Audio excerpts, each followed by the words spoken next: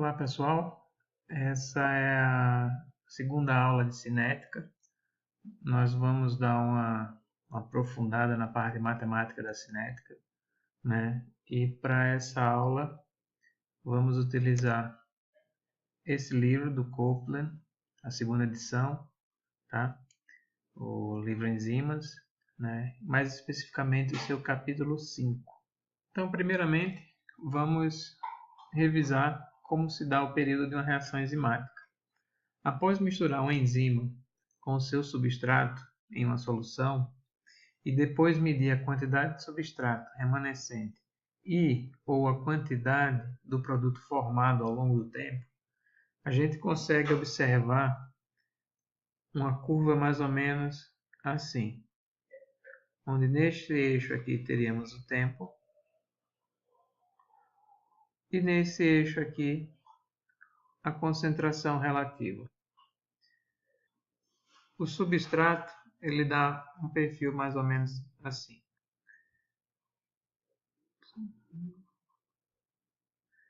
Já o produto, né, a formação do produto, ele tem o perfil mais ou menos nessa forma, né?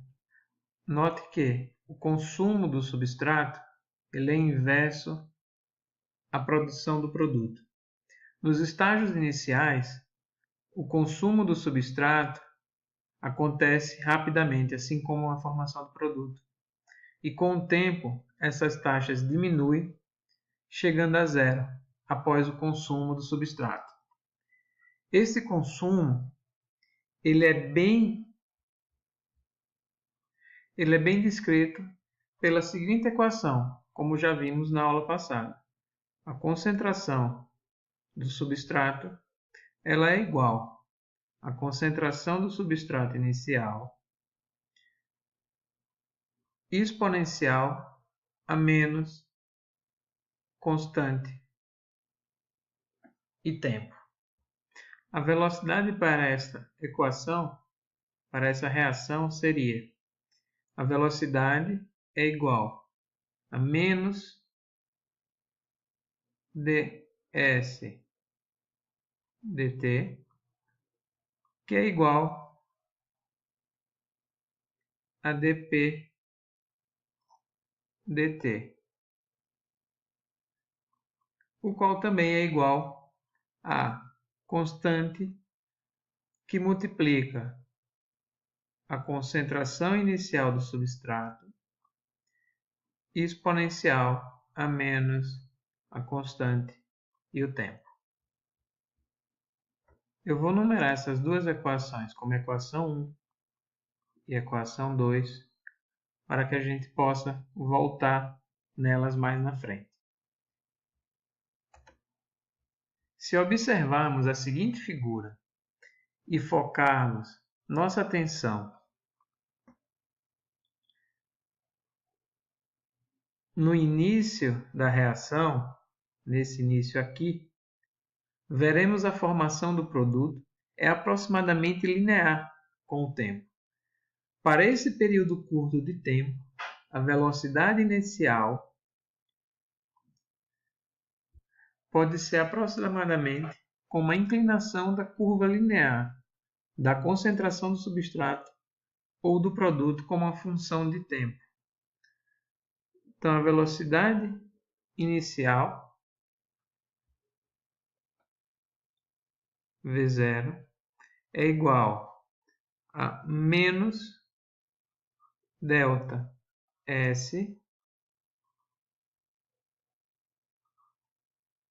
delta T, que é igual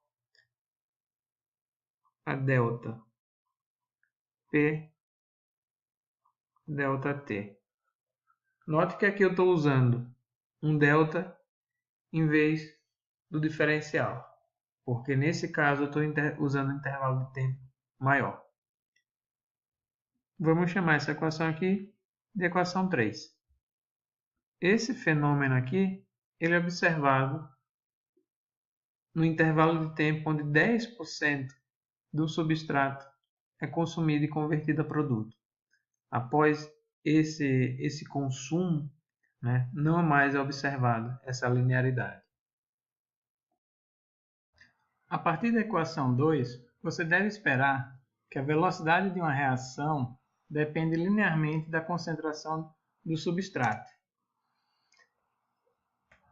Esta primeira figura mostra a produção do produto em concentrações diferentes de substrato ao longo do tempo. O gráfico ele foi plotado em razão do produto formado pelo tempo. Por outro lado, essa segunda figura plota novamente os dados em razão da velocidade inicial em função da concentração do substrato. Aqui, em vez de observarmos uma relação linear,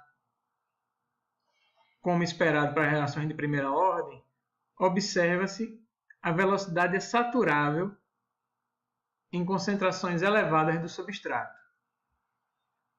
Há três regiões de comportamentos distintos nessa equação.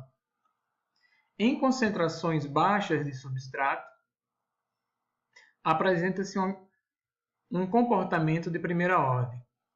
Em concentrações elevadas de substrato, a velocidade apresenta um comportamento de zero ordem. Em concentrações intermediárias, a velocidade apresenta uma dependência curvilínea.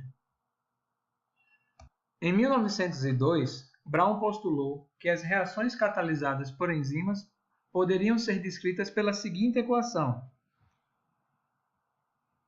enzima mais substrato em uma reação reversível formando enzima-substrato com uma reação formando enzima e produto. As taxas para a reação são K1, K-1 e K2. Este esquema prediz que a velocidade da reação será proporcional à concentração do complexo enzima-substrato, onde a velocidade é igual a K2 vezes a concentração do complexo enzima-substrato. Suponha que a concentração da enzima seja mantida constante e a concentração do substrato seja variável. Em concentrações baixas de substrato, o complexo enzima-substrato vai ser diretamente proporcional à concentração do substrato, aparentando uma reação de primeira ordem. Em concentrações muito elevadas de substrato, praticamente toda a enzima livre está na forma do complexo enzima-substrato. Em tais condições, a taxa de reação ela vai depender da formação do produto. Apesar do modelo de Brown conseguir prover uma visão qualitativa das reações enzimáticas, para ser utilizado, precisava ainda de um trabalho matemático mais rígido. Isto só foi conseguido por Henry em 1903 e, subsequentemente, por Michaelis Menten. Ironicamente, Michaelis e Menten são os mais conhecidos pelo modelo por eles aprimorado, apesar dos mesmos reconhecerem os esforços de Henry. A abordagem de Michaelis Menten segue a equação de Brown, onde enzima mais substrato em uma reação reversível forma o complexo enzima-substrato, formando posteriormente enzima mais produto, como eu já falei no slide anterior. Suas constantes de dissociação são K1, K-1 e K2.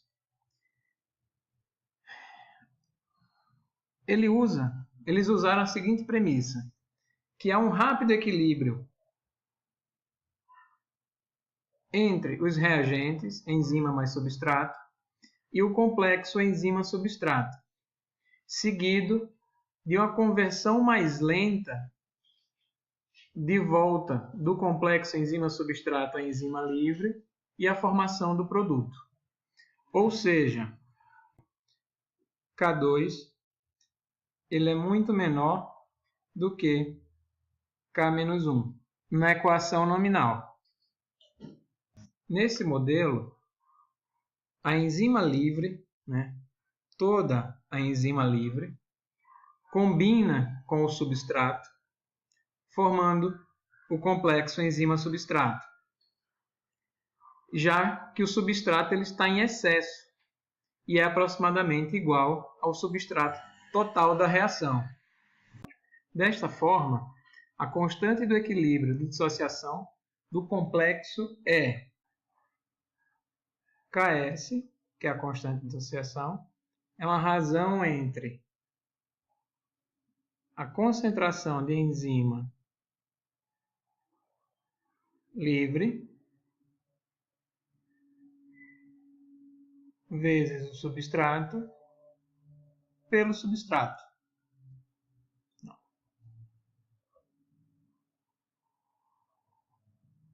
Uma razão entre a enzima livre, concentração de enzima livre, concentração de substrato dividido pelo complexo enzima-substrato. Vamos numerar essa equação aqui como equação 4 e vamos limpar aqui um pouco. A equação da enzima livre total é dada pela equação concentração de enzima livre é igual à diferença da concentração de enzima menos a concentração do complexo enzima-substrato. Isso porque toda enzima presente na reação, ou ela é enzima em solução, ou ela está no complexo enzima-substrato. Consequentemente, toda enzima livre é a diferença desses dois, certo? Então, essa aqui é a equação 5, E substituindo a equação 5 na equação 4, vamos ter esta nova equação para a constante de dissociação, onde ela vai ser a razão entre, eu vou substituir a enzima livre pela concentração de enzima menos concentração do complexo enzima-substrato, que multiplica a concentração de substrato dividido pelo complexo enzima-substrato. Equação 6. Essa equação 6 ela pode ser rearranjada em função do complexo enzima-substrato, o que vai nos dar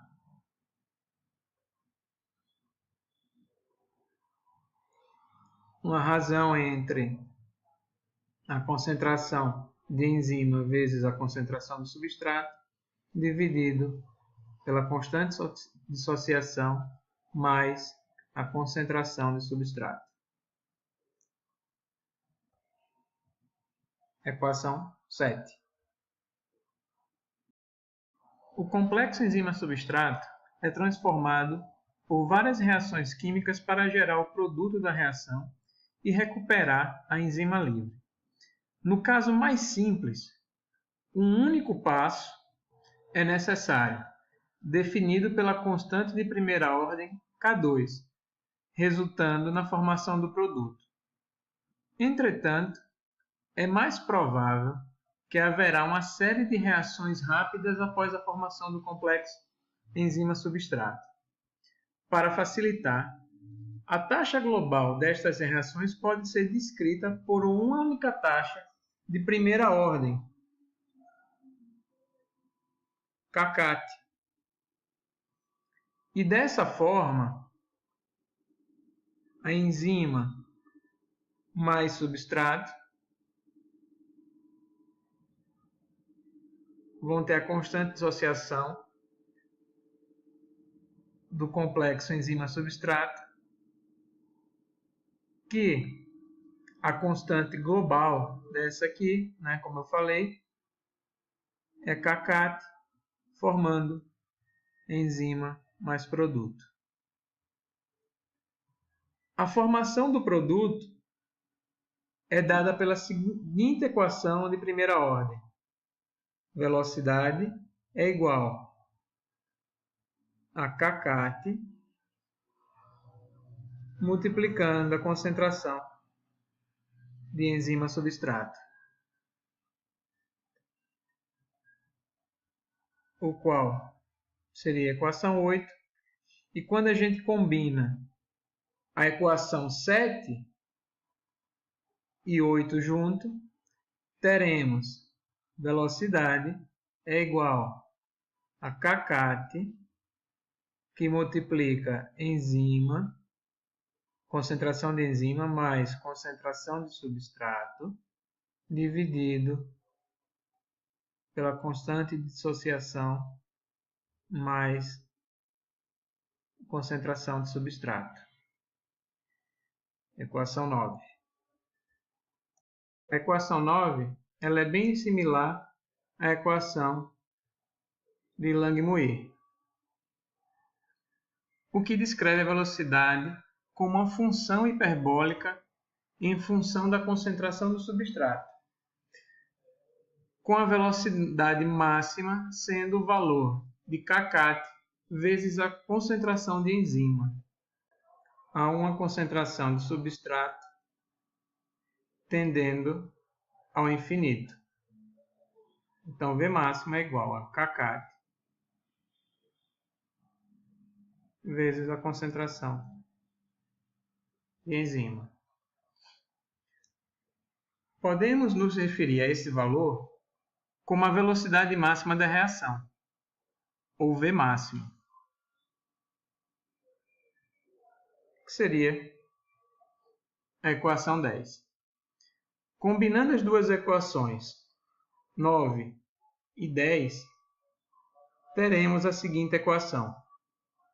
Velocidade é igual a V máximo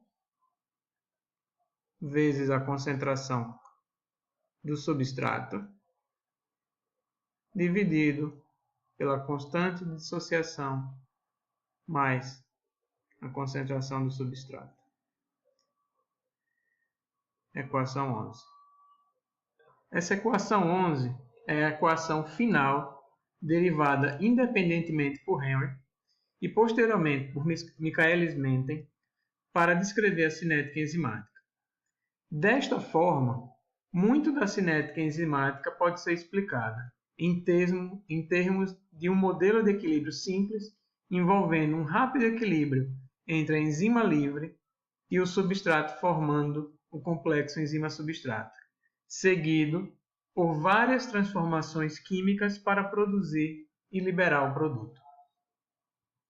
Essa apresentação eu vou parar por aqui, mas na próxima apresentação, logo na sequência, eu continuo falando sobre o modelo do estado estacionário. Até mais!